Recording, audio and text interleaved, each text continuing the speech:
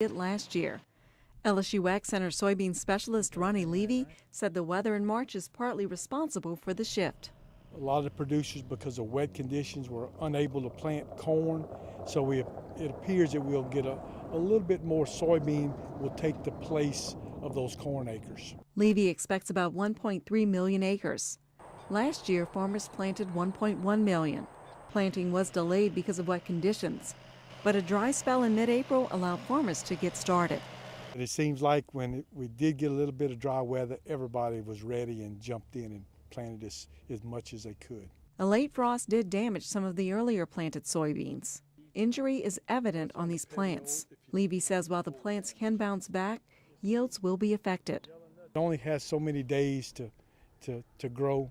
So when we do that, when we have some days that we have poor conditions or growing conditions, then it does impact yield, but it may be a slight impact. Levy says Louisiana's cold winter likely reduced the amount of pest problems soybean growers will see during the growing season.